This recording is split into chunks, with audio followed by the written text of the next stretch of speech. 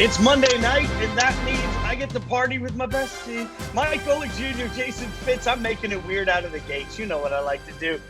It's Monday night party, Mike. You know, it's always a blast. I get to hang out with you every Monday night, make you uncomfortable.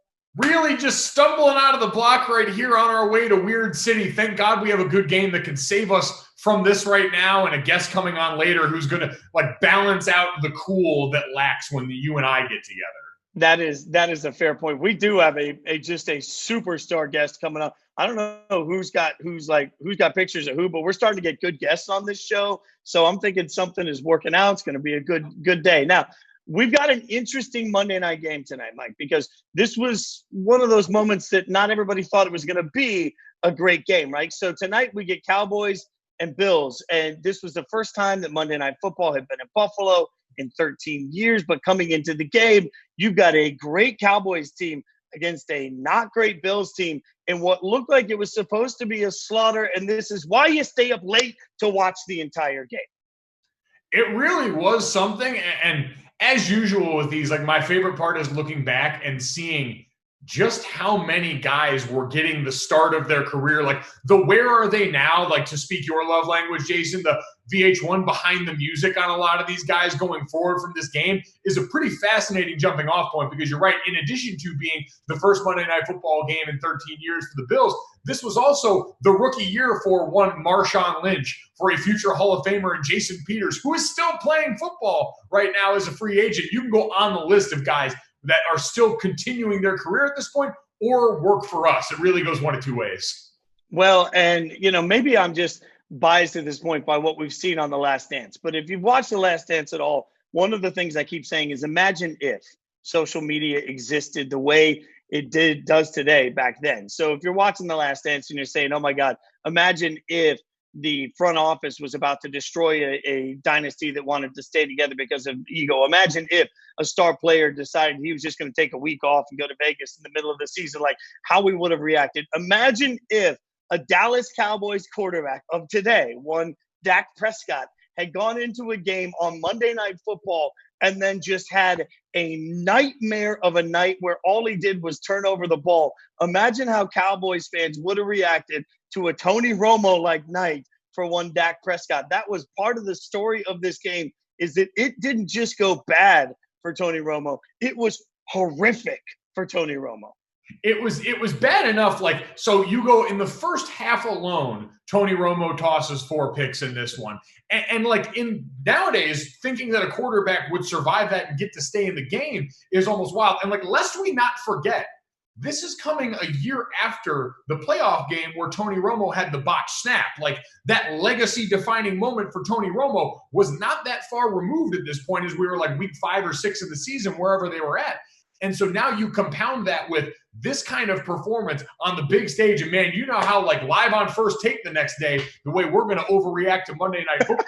So this is wild to me that happened. And then as we go down the stretch in all of these crucial moments in the fourth quarter, one of which I'm very interested to talk to DeMarcus Ware in, because he was on the good side of a swing that led to Tony Romo with a back-breaking fumble and then a back-breaking interception, all these things that really tried to subvert what ultimately became a Cowboys win. Well, and in that sense, we've talked so much about the fun in going back and watching some of these games. When you're not tied up in the outcome and the who's in the hows, it's fun to watch these games almost like a video game to me. And that's what this game really felt like. You're having this video game night where every time you drop back to throw the ball, all you're doing is throwing interceptions. Yet at the end of the game, you managed to do the impossible. When's the last time you watched your favorite team convert an onside kick? Because that for me, I can't remember the last time my beloved Raiders did anything right on an onside kick. So to think for this game for the Cowboys to go into it knowing that Tony Romo is going to have 5, if you tell everybody, hey, going into the game, Romo's going to screw this thing up not once, not twice, not 3. No, let's just say 5 times, right? He's going to screw it up, but you're still going to have the chance to win. And then somehow you're going to recover an onside kick. This wasn't a football game. This was a video game that happened to be on Monday night. Yeah, and fans, don't get your hopes up, because remember, the NFL has made it nearly impossible now with the current rules and safety regulations for recovering an onside kick to even be a remote chance. So just enjoy it. Look back fondly on a time where that was a real thing that could happen in a football game. So let me ask you from a player standpoint, because I think what's most interesting about this is you've got a Cowboys team that comes in undefeated. They're about to play a Bills team that's not particularly good. So we always hear about looking past somebody, and we talk about it a lot in sports media.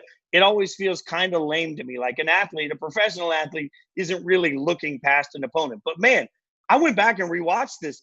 It really felt like they just came out as flat as could be. Is it possible that they were just looking past the Bills, who were just not good at that point? Like I always remind people now, the NFL is different because the talent gap between really good teams and really bad teams is minuscule at that level. Like you're talking about one of, a pair of 32 teams. And so just on that alone, because in college, you pass people all the time. Like the sticker on the side of the helmet can at times unfortunately dictate that. Like I certainly fell victim to it. I played at a place like Notre Dame. And so when you're playing teams that aren't necessarily in that USC Michigan weight class, you would absolutely fall victim to that at certain times. And it doesn't affect, I think, the way that you prepare as much as, like you said, you come out there and to a certain extent, you expect to go and beat this team and for them to lay down and be the bad football team at certain times. And if you make that mistake and are sloppy like the Cowboys found out, they're going to make you pay pretty quickly because those guys are paid too. So when you have looked past an opponent, you get into the game and you realize, oh no, here we go. This is not the way I thought it was going to go. Can you just essentially flip a switch? Because I never really felt this. This didn't feel like a game the Cowboys won. This felt like a game that the Bills just miraculously found a way to lose. Well, I think on one side you have, even with a bunch of extra opportunities, and when you're turning the ball over, you're just giving Trent Edwards, a rookie quarterback in that offense, a bunch more opportunities over there. You're also eventually over a long enough timeline going to remind people and expose that unit's not very good for a reason. And we talk about them as coming into this game and maybe being overlooked for a reason. And for the Cowboys on the other side, man, you had the young stars of that defense led by DeMarcus Ware that we're going to talk about, but our own peer at ESPN and Marcus Spears, that 2005 draft class for them with Chris Canty, with Jay Ratliff, with Spears and Ware, like I already mentioned in that group, those guys were a couple of years into their NFL career now and starting to come into form. And you saw that group specifically make a bunch of big plays. Terrence Newman with the interception on the way down the stretch. They made enough plays. And usually that's what it comes down to, in all honesty, when you've got some sort of comeback happening in a situation like that, is you've got one unit that sort of decides to make the play. That's the worst part, I think, of starting slow and finding yourself kind of drowning in something like that, is everyone's looking around for someone else to make a play in a lot of instances. And you've got to have that one bell cow on your team that's willing to stand up and do that. And thankfully for them, DeMarcus Ware was a human being that existed in that moment in time and made a bunch of those plays. Well, and yes, on the defensive side of the ball, we got to give Marcus Spears some love. You and I have worked with Marcus for years. We love the guy. And I think of Marcus as a college football analyst because of all around NFL analyst. But we always think about Marcus, the college football player, and Marcus the pro, man, underrated at ESPN. We just forget how stinking good he was and how stinking good that entire defensive line was. Now, the other side of it is Tony Romo's final stat line, 29 of 50 for 309 yards, 29 of 50. There has to come a point where you're looking at a game and just saying, this thing's not going his way. It did not matter. They had a game plan. They were leaving the ball in Romo's hands. I can't imagine what it was like to be one of those defensive players, watching Romo just over and over and over again just manage to make the wrong throw, make the wrong play, and put them in a worse situation. That's not what we think of for Romo. So, I can't imagine what you're thinking on the sidelines when you're looking out over saying, for the love of God, man, just stop. Well, and I was even more impressed because that's one thing. Remember who was playing wide receiver for the Cowboys at this point.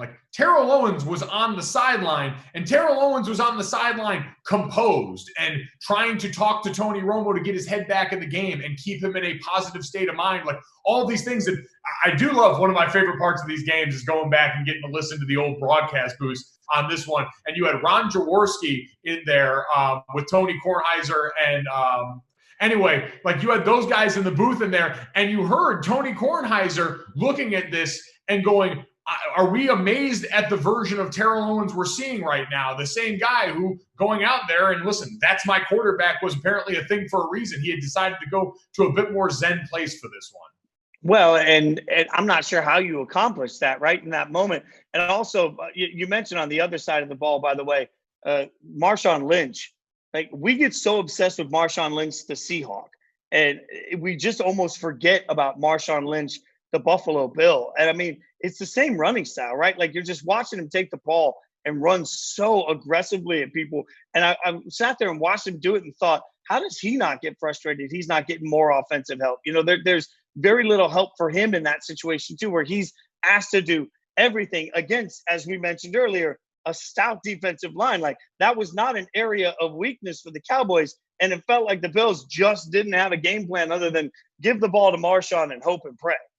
By the way, fine for me, that was Mike Tirico, the god in the broadcast booth. So forgetting that one is a cardinal sin, and I'll find myself on that one. But you're right, when I'm not kidding you, Jason. When I rewatched this game, getting ready for tonight, when I saw Marshawn Lynch and Jason Peters in the starting lineup on that, I audibly gasped because I remembered the Marshawn Lynch portion of things, but forgetting that a future Hall of Famer and Jason Peters found his way there by way of Buffalo was a fascinating development. But like, go down the list of people in this game, and it is fascinating to look at who ended up where and how. Like I mentioned before, Chris Canty, Bobby Carpenter, yes, the linebacker and former first-round pick for the Cowboys, and Marcus Spears all work for us now. Tony Romo works for CBS and is like the highest paid analyst in football at this point. Jason Witten retired, worked for us, unretired, played for Dallas again, and now plays for the Raiders. Terrence Newman played till he was like 38 years old and then just magically transitioned into a Viking secondary coach. Mark Colombo, I think, is the Cowboys offensive line coach now. Marshawn Lynch was playing last year and had a guest cameo on Westworld. Like, what these guys have accomplished. Like, Jason Peters is still a free agent at this point. It is insane going back and using this game. This is one of the first ones, I think, where I've felt like not like old in a way that's like familiar, because we know so many of these guys and we still see so many of them. And now we get to watch them put on pads and hit each other again. You know, you mentioned Witten, and as much as we've joked about Romo and Witten and their relationship over time, like the connection those two had, even in this game when everything's going wrong and you're just watching somebody, you know, swirl themselves down with Romo as the game went on. I mean, Witten still had 9 catches, 103 yards in it, and it felt like he had 20 to me. Like, it just felt like every time he dropped back, Romo could do one thing right in this game, and that was get the ball to Witten. Everything else from there was not working. So the fact that that was what they had, just it shook me. I do have to say, you look back at this game and like, it's amazing. Like, we think of Marshawn Lynch in the last couple of years, a guy who packed on a few pounds, was more, you know, lumbering and such a power back. Like, Marshawn Lynch had some burst in this game. Jason Peters was young and light. Like, you saw Spears, you saw all these guys like in the prime, in the beginning of their career. Jason Witten's the only one who looks like he is moving the exact same speed then and now. Like, Jason Witten is preserved in amber amidst the game of football, and we just get to watch him as this time marker as the game moves around him. I felt like, as I was watching this too, like we become so obsessed now in society with Josh Allen and the Bills and sort of their inability, or do they finally have a franchise quarterback? And we talk so much about it, but you can look back at some of these eras of the Bills and say, God, opportunity lost. When you think about some of the talent that was there, the fact that they could just never get a solid answer at quarterback in this era. I mean, they were a 1-3 football team coming into this game, and they had the innate ability to make everything look difficult. And that's just like, even in a game where they were kicking ass, I still found myself just looking back saying, God, none of this looks easy. Like the Cowboys were making blowing it look easy. The Bills were not making taking advantage of any of it look easy through the process, especially offensively. It just all looked lumbering. It all looked like it was more difficult than it needed to be. That being said, in this season, when it comes to the quarterback position, they had company, because you look back at this quarterback class and you are uniquely familiar with the number 1 overall pick in this draft in DeMarcus. I don't want to talk about it. Will have my heart forever, the 22nd overall pick to the Cleveland Browns in this draft. And I think Kevin Kolb was the 3rd quarterback off the board, because Trent Edwards was the 4th quarterback off the board out of Stanford in this one. And you know, had some of those rookie growing pains still that came with this, but was one of the guys in a quarterback class that ultimately didn't pan out the way anyone imagined. There have been some bad quarterback classes in the NFL and in the NFL draft. this is near the top of the list. Now, admitting my own heartbreak still from Jamarcus Russell. You always give me grief about being quarterback risk averse. There's a reason I'm quarterback risk averse. This game is a reminder of part of why I'm risk averse at the quarterback position. But particularly for the Cowboys, this was a reminder of how star power driven this team has been. And we're seeing a new version of that same star power right now with Cowboys. But you can look back for generations and say, this is a team built on stars. You mentioned earlier, obviously the defensive line had a bunch of stars on them, some guys that we love and we know. Well, I don't know if they had a bigger star than the guest we're about to talk to right now. DeMarcus Ware joins us now, hanging out. We're talking about the game. He was in the game. So let's get some insight from somebody that was there. We were talking about it, Mike and I, leading up to this. There's this concept of sometimes you just overlook somebody. This Cowboys team was great at this point. This Bills team wasn't. So what had that week leading up to the game been like? The thing is, it's crazy, man, because we went into that game, we were like 5-0, and then the Bills were like 1-4. And we went into the game like, okay, well, this game's going to be cold as hell, by the way, going up there to Buffalo. But this should be like a shoe-in win for us. And going into that game, everybody's confident. We're feeling good. This was going to be that easy AFC game that we're going to just be able to get into the bag. But, man, that Monday night bizarre showdown, it was a game to remember for sure. Absolutely. And I think part of the reason you guys could be so confident going into that game was you look around at the guys that you had really, I think, growing into a unit on defense. You were that 2005 draft class on the defensive side of the football for you guys. How much confidence were you guys starting to build as a group for what you could accomplish together? Dude, you think about it, you had Chris Canty, right? You had Marcus Spears. You had, just name it, you had me. And then on the other side, you had Marion Barber, Jay Ratliff. We were walking out of the stadium like monsters with 00 jerseys on. Chris Canty's like 6'7", 320 pounds. Marcus Spears, he's 6'4", 310 pounds. I actually leaned down a little bit on Marcus Spears. I'm talking trash right now. But, dude, it was like the team, we were giants when we went out there. And a team to be reckoned with that 2005 draft. So you're this team of giants out there. You're playing lights out on the defensive side of the ball. And your quarterback is giving the ball up like he just doesn't want it. So how do you hold that? What's that moment like on the sideline when you know the other side of the ball is just constantly putting you in a bad situation? It was one of the hardest things because we were going into the game, and this was like the birth of the Marshawn Lynch, right? I think we were like, okay, well, he's running the football well, but he wasn't beast mode yet. So he really didn't feel those shoes of that Marshawn Lynch. And so Trent Edwards, he didn't play like that perfect game, but going into the game at the end, when you start thinking about it at halftime, okay, there were about 4 interceptions in that game by that time. They had already ran back 2 interceptions. There was a 103-yard kickoff return.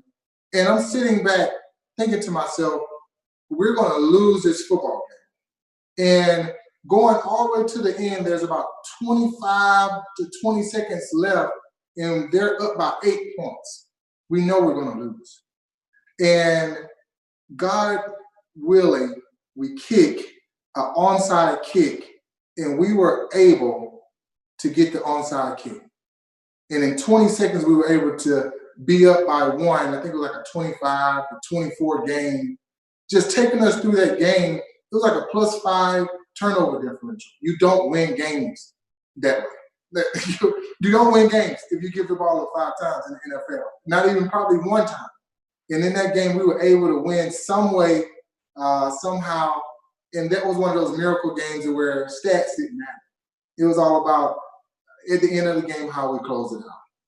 Well, and you guys certainly picking up a lot of that slack as a defensive unit. And I'm curious, Wade Phillips is your guys' head coach, then obviously great defensive background for him. What was that halftime locker room like?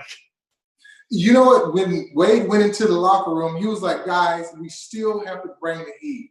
We have to make sure we pressure Trent in a way to where we get turnovers. I think we had 3 or 4 sacks that game. So we had a good pressure game, we were able to get a couple turnovers. I think Terrence Newman had an interception for a touchdown that game, and that was like that catalyst that like catapulted us to a point to where we're like, okay, we're still in this. We're not down by too many points. I know that the stats say that we're going to lose this football game, but we're still in it, fellas.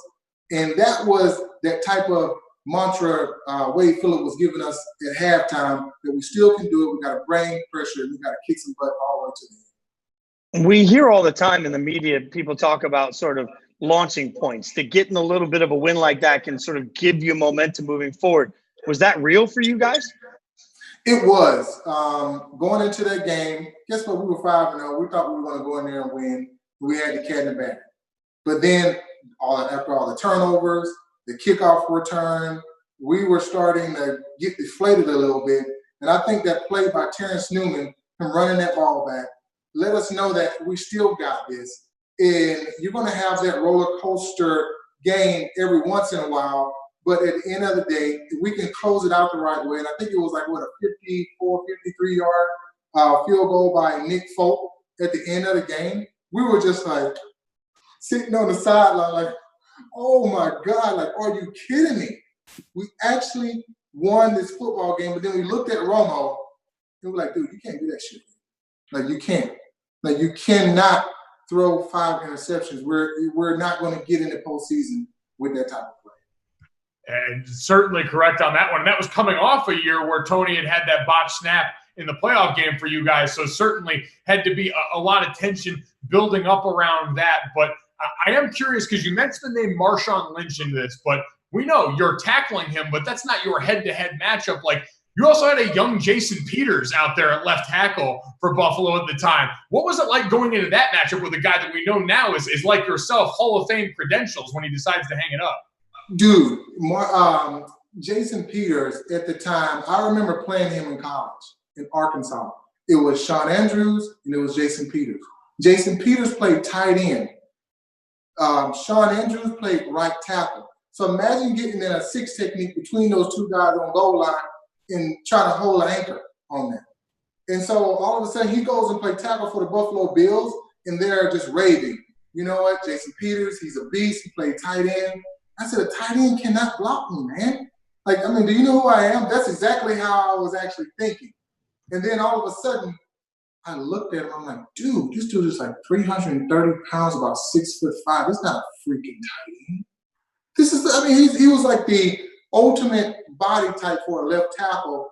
And then years and years after that, playing against him in Philly, it was like that battle we had with the Dallas Cowboys. It was one of those things where it was the best of the best. Every single game we played each other with just so much tenacity. And it was just cool just to see how he blossomed. I played wide receiver in high school, went to an outside rusher, and he played tight end in college going to a tackle. So it really doesn't matter where you start. It's sort of like where you mold yourself into and being that great player. I'm just saying, leave it to Golic Jr. to bring in an offensive lineman question. Just saying. Okay, so was this the craziest ending of any game in your career? This was one of the craziest endings I've ever had in my career because it was so much of a down game. And when you're playing in a down game, sometimes you want to have that give-up feeling a little bit, to where if you got 5 interceptions, you should have won the game, you give up a little bit. And then all of a sudden, when you get that spark from that Terrence Newman, like I said earlier, with that interception, running it back and scoring, it sort of propelled us to let us know that sometimes you're going to have those down games, right? And that was one of those miracle-type games that let you know that it's not all about stats. I know a lot of people really predicate everything on stats, but if the game's close, the game is close. I go about how to score, how much the scoreboard is lining up or not. If it's a close game and the stats look bad, I don't care. I still can win the football game. It's different if you're winning 44-0. You just lost, you know?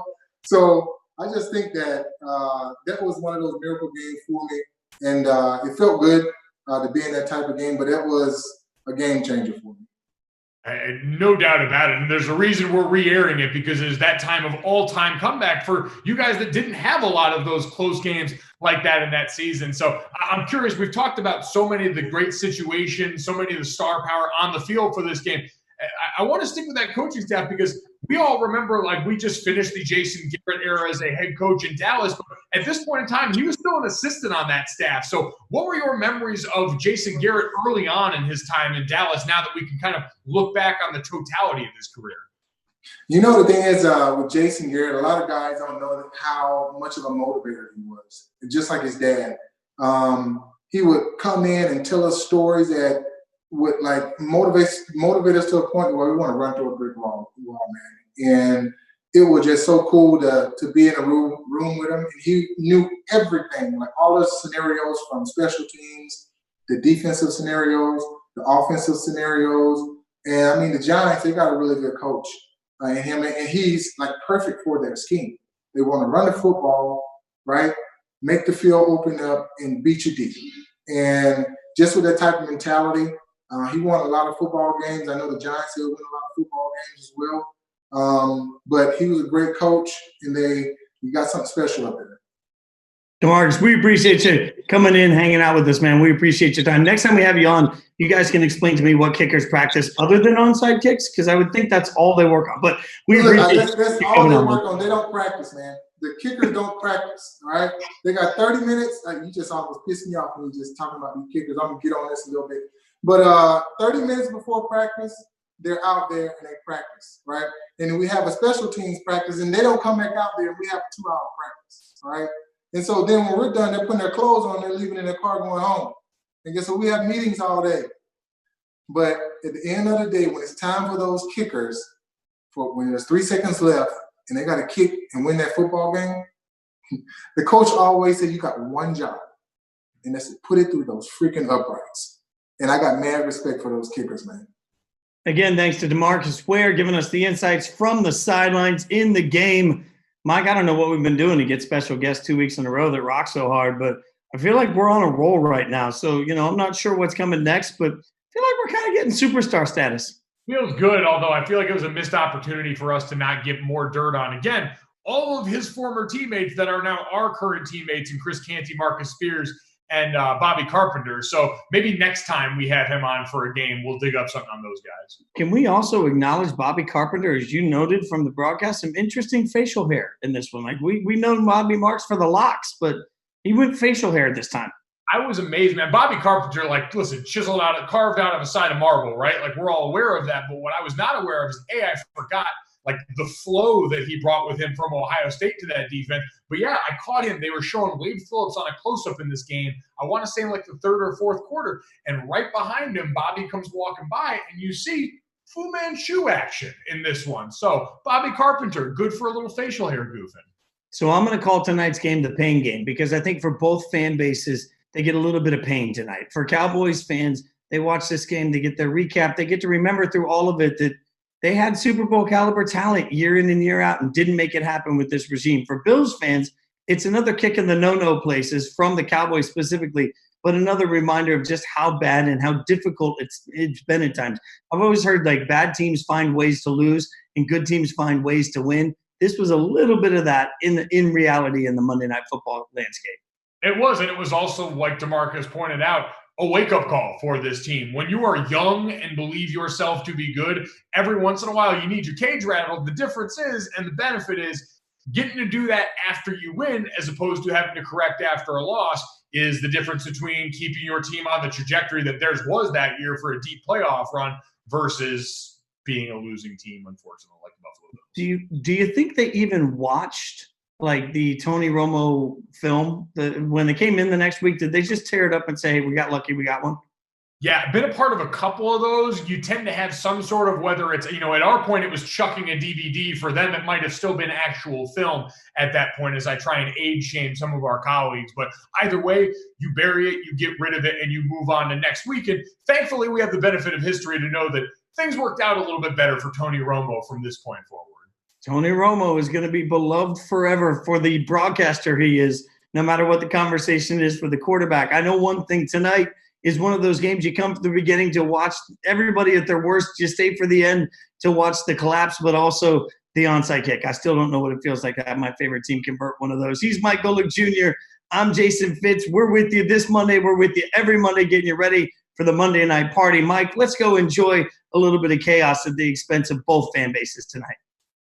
You're sick. Young beast mode. Here we go. Thanks for watching ESPN on YouTube. For live streaming sports and premium content, subscribe to ESPN+.